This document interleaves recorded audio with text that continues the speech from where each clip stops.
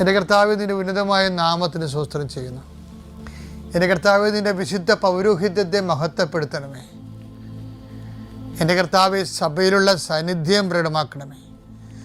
39 വർഷം ഞാൻ അർപ്പിച്ച കൃപാനയുടെ യോഗ്യതയാൽ കൃപാസ്ഥാനത്താരെ ജീവനോടെ പ്രത്യക്ഷപ്പെട്ട പരിശുദ്ധ അമ്മയുടെ മാധ്യസ്ഥത ഇപ്പോൾ പ്രാർത്ഥിക്കുന്ന മക്കളുടെ മേൽ കർത്താവിൻ്റെ സത്യവുകട്ടെ. ഇന്നത്തെ നിങ്ങളുടെ യാത്രാമേൽ കർത്താവിൻ്റെ കൃപ ചൊരിയട്ടെ. നിങ്ങളുടെ ചിന്തകൾ, നിങ്ങളുടെ വാക്ക്, നിങ്ങൾ മറ്റുള്ളവരോട് സംസാരിക്കുന്ന സംസാരങ്ങൾ, ഇടപാടുകൾ, ഇടപഴകലുകൾ, ചർച്ചകൾ, തീരുമാനങ്ങൾ കർത്താവ് അനുഗ്രഹിക്കട്ടെ.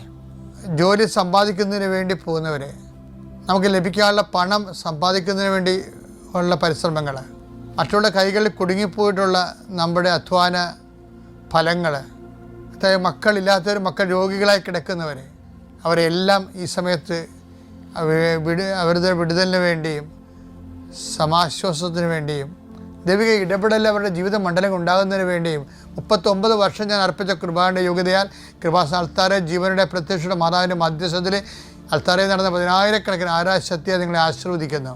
നിങ്ങളുടെ ഇന്നത്തെ ദിവസം കർത്താവിൻ്റെ നാമം ശുഭകരമാകട്ടെ. കർത്താവിൻ്റെ സാന്നിധ്യം എല്ലായിടത്തും സന്ധിപ്പായി അനുഭവിക്കാൻ അങ്ങേ സ്വന്തം മക്കൾക്ക് കഴിയണമേ. നിത്യം പിതാപുത്രനും പരിശുദ്ധാത്മാവായ സർവ്വീശ്വരനെ നയിക്കുവാമേ.